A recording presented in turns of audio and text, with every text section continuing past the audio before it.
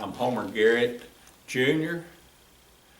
I was born in Beaumont, Texas, in September the 22nd, 1942. We moved to Jacksonville, Texas before I turned a year old when my dad was drafted before World War II. And I grew up in Jacksonville, went all through school and graduated from Jacksonville High School. Went 1 year to TJC, went to work. Shortly, I got a notice from President Lyndon B. Johnson saying, "Greetings, I need you." And that's how I entered the service in Dallas, Texas, through the draft board. Did you know at the time where he was going to be sending you? At the time, we went to Fort Polk, Louisiana for basic training. And then for advanced training, went to Fort Gordon, Georgia for military police school. Went from there to Fort Riley, Kansas to the 1st MP Company, 1st Infantry Division. Went from there to Korea. And So when did you find out that you were going to be going to Korea? I found out in January of 1965. And did you kind of know where Korea was? And I knew basically where they were. I knew about the Korean War. I had 2 uncles that fought in the Korean War. did they ever talk about their experience? No ma'am, they never talked about their time over there. Do you have any idea of maybe why they didn't speak about it? Personal reasons, or I think it's just like the people coming back from Vietnam. Mm-hmm. It was just a traumatic experience, and they just would rather put it out of their mind and not think about the death and destruction that they saw. So where were you stationed at in Korea? I was stationed just south of the Mjim River. It was Camp Custer, Pajari.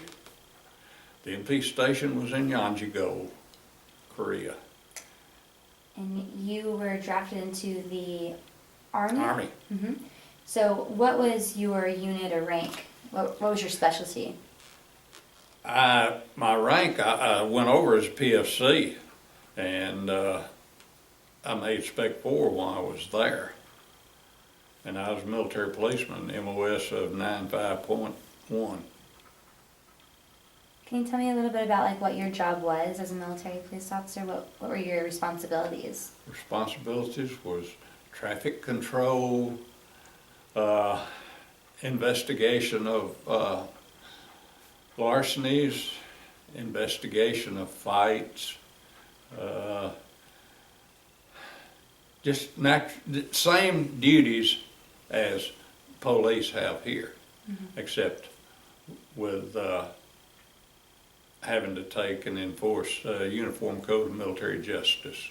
Is that what area you wanted to be in, or did they assign you to military police? That was where they put me. I had no choice. But after getting in there, I was glad. I'd rather ride than walk. How long were you stationed in Korea for? Basically 15 months. I got there in early March of 1965, and I left there in June of 1966. So what was your impression on Korea when you first arrived? Korea was a very poor country. The people were, compared to our standards, were destitute, and a lot of them were. Mm-hmm. They didn't have enough to eat most of the time, and they had to work or beg, and it was just a poor and impoverished country. Were you nervous to be over there? Not really. Not even after we had radio shot out of one of the MP Jeeps. And how are your living conditions as far as maybe food, sleeping, clothing, weather? How was that for you over there? Not much difference in here. Our Army furnished the clothing. That's all. We weren't allowed civilian clothes. They fed us. So the weather, I was there, the winter I was there, was, they said, the mildest that they had had in over 50 years. I saw weather just as cold and actually more snow at Fort Riley, Kansas. So Do you recall how much you were getting paid? I can remember what I was getting paid right before I got out of the service. Between my wife, myself, she got her allotment. I had a daughter then. I was an E4, over two, with two dependents. We cleared $130 a month. When I went in basic, $43 is what I cleared a month. So it's definitely a pay raise. Yes, ma'am. So how are the relationships between you and the other troops, or maybe even the foreign troops, Korean soldiers and so forth? I got along good with all of them. We had a Turkish compound there, and we pulled patrol with the Turkish MPs, and we had Katusas, which were Koreans that were actually in the same company I were in. And then we had the Rock MPs that had a barracks on compound with us for a company of them. And we worked with, and I had worked with Korean National Police. So the only time I felt awkward, we had a lot of known North Korean agents in the area, and they put me in the middle of a three-way intersection at midnight. Curfew was at midnight, and they said, stop any vehicle coming through and check it out. You stand in the middle of the road. The Rock MP was in the ditch on one side. The Korean National Policeman got the ditch on the other side, but I had to stand in the middle of the road, and they told me to draw my M14 and a bulletproof vest. So that was a little awkward. So there still has never been a peace treaty signed in Korea. We are still actually at war in Korea. What do you think that we need to do to put a closure on it? I don't think you really and truly want that answer. Because it would be Red China and North Korea, basically eliminating the government of North Korea. I would not want the South Koreans to have to go through what the people in North Korea is going through. And that's what would happen if we pull out. Mm-hmm. It happened in Vietnam. So it will happen there if we ever just up and pull out. Was Korea still recovering from the war whenever you were there? If so, how? When I was there, up in the division, we had one paved road. It went from Seoul to Moonsani, and that's where it ended. Everything else was dirt and tank trails. And the houses up in that area were all mud and straw walls, floor with rice straw roof. It was a very, very poor country. And we went back in 2007, and I was astonished. There was one bridge across the Han River in Seoul, and it went to Kimpo Airport when I got there and when I left. When we went back in 2007, basically every 100 yards there was a bridge, well lit, and when I was there, you couldn't drink the water. Now you can drink their water. They've got purer water than we've got. So we won the war because they have improved their economy, their standard of living, so much. And I understand that actually started back in '68, where the government started trying to improve. What were the contributions made by the U.S. military in Korea post 53? So while you were there, what was the military doing? Were they trying to establish peace, maintain peace? What was their primary purpose there? Our primary purpose there was to keep North Korea north of the 38th parallel and to protect the people while they improve their military to where they would be able to handle. I was 9 miles the way the crow flies from North Korea.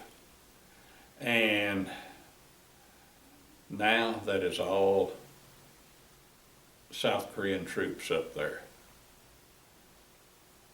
So we were their primary protection. Did you have to engage in any kind of sort of battles while you were there, or was there any kind of confrontation or conflict?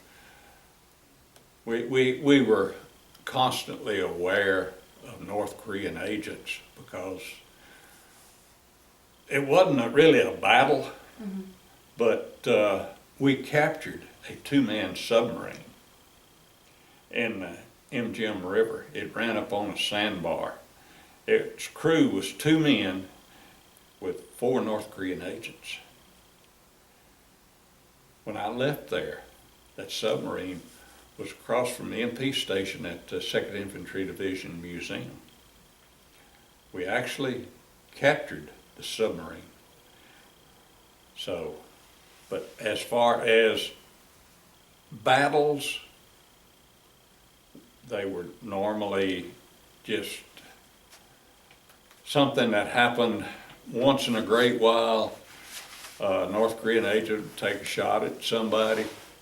Like I say, our one of our MP Jeeps saw a lady in the road. When they pulled up and stopped and got out, she jumped up and ran. And there was 4 rounds fired, and all 4 of them hit the radio in that Jeep to keep them from calling in. It was North Korean agents that set that up. So, yes, ma'am. you had to take and watch what you were doing.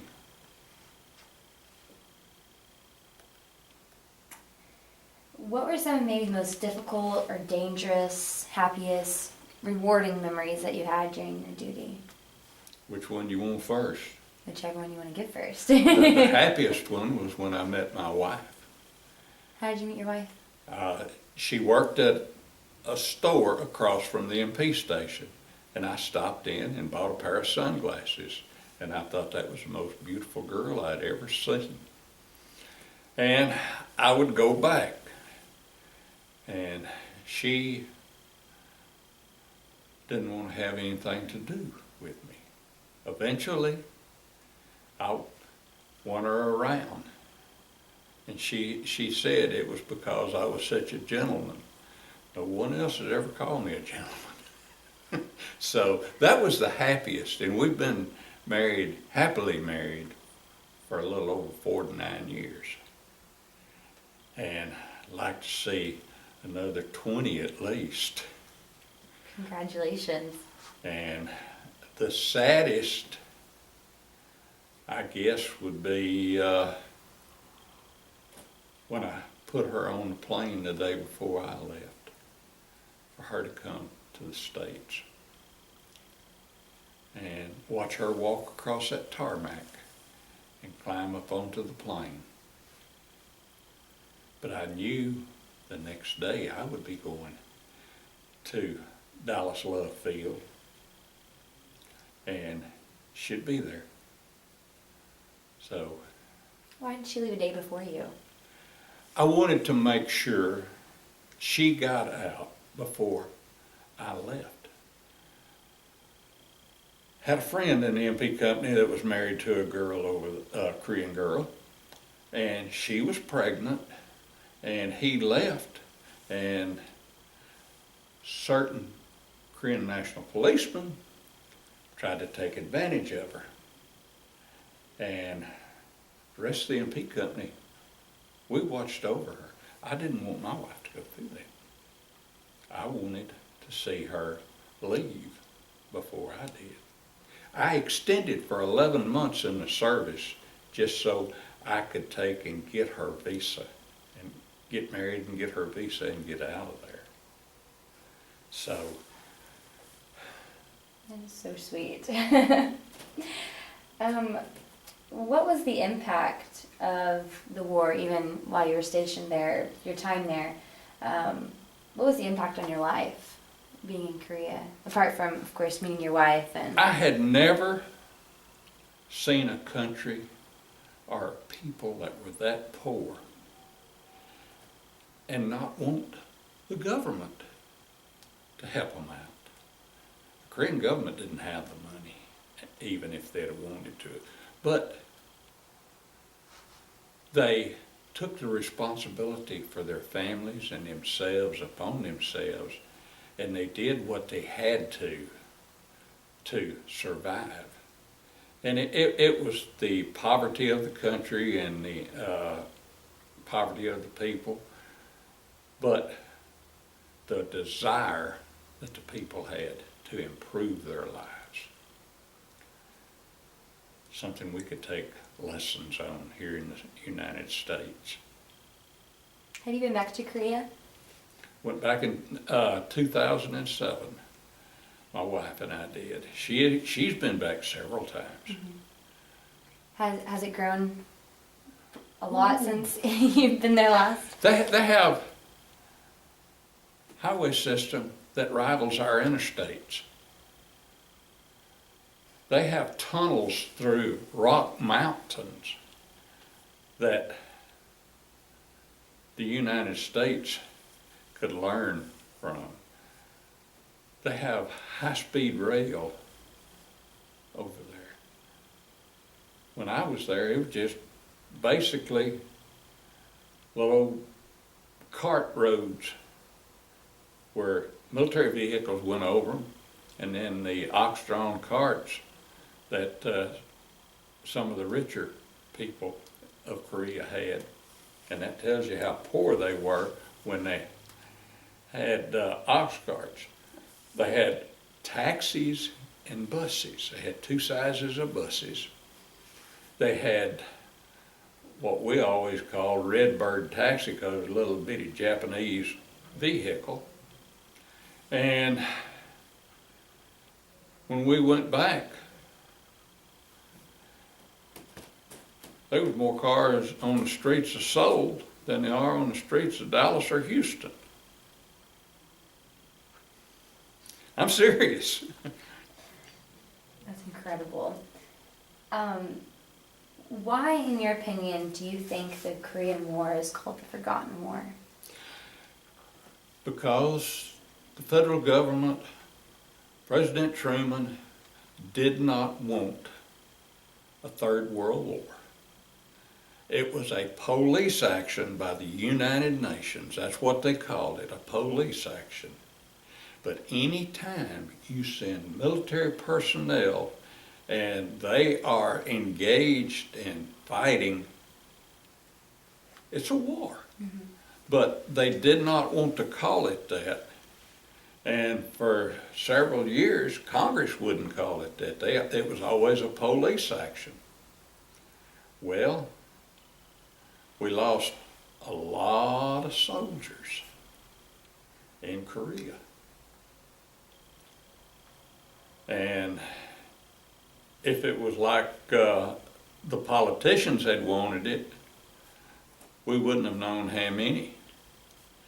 And if they had left General MacArthur alone when he had went into Manchuria instead of relieving him of duty,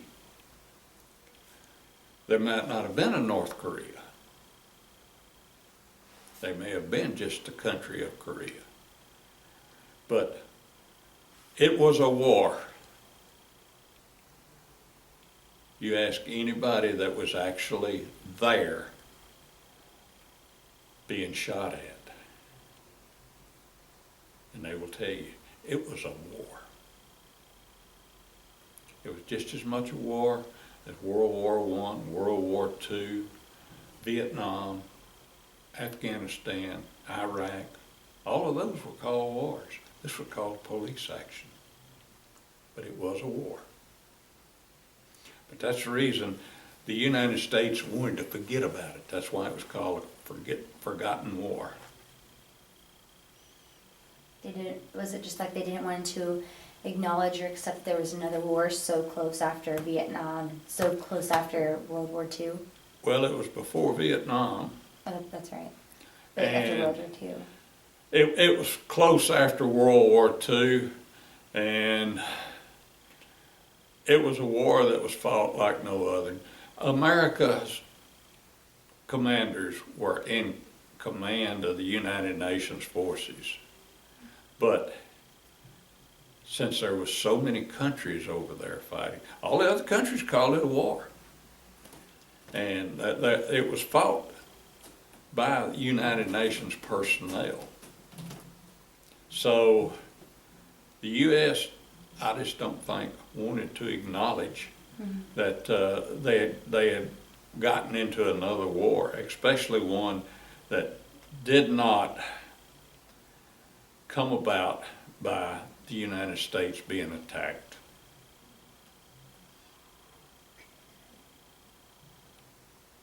Do you have any types or sort of messages that you would like to tell younger generations, or do you think it's important for them to know about Korea and what happened? It's important for them to know the true history from the Revolutionary War to present day, all of it. And there's a lot has been left out of history books that are not taught anymore because it might offend this group or that group, and political correctness is killing the United States.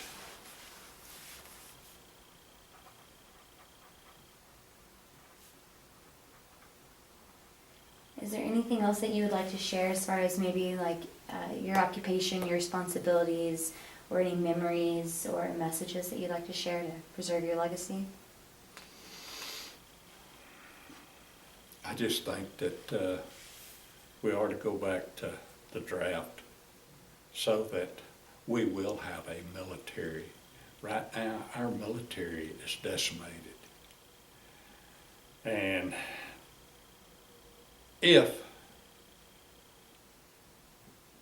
we were ever attacked, we wouldn't have enough trained personnel to repel it. So I just think that all of our younger people need to know, our politicians need to know, that we cannot stand anymore by ourselves. We have to have countries that we are friends with, true friends, not just so-called friends. If war started, I believe South Korea, Israel would probably be our main two allies. Our European allies, I just don't believe they remember what was done for them during World War I and World War II. The people have forgotten about it. In South Korea, they have not forgotten about it. So they would stand with us. Israel would stand with us. But basically, that's our only two allies. So we need a stronger military. And we need the wars that we are fighting right now to be fought by the military, not the politicians.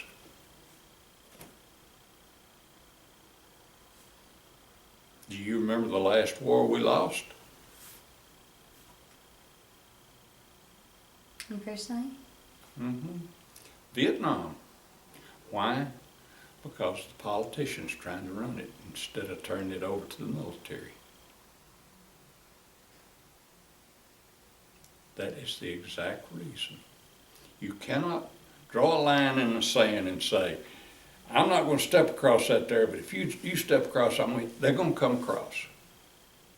You've got to be to where you can defend. You've got to have the military strength to defend your own country. And our politicians can't agree on anything. Do you think that it's important that the Korean War Veterans Digital Memorial, what we're doing here with the interviews, is important and necessary? I think it is, because it's still a forgotten war. We need to keep it in front of people and let them visualize and see what happened over there and how South Korea has evolved in their economy and all. If we don't, it's not going to be in the history books. So we just need to take and keep it in front of the public. They need to know about it. Like our Medal of Honor ceremony that we had last Saturday. That has to be done every year, and we have to publicize it. Used to, all the media around here, the first 2 or 3 years, were out there, all the TV stations. This last year, I think it was 1 or 2 newspapers, and that was it. So we need to honor our military personnel. We need to hold them all in high regard.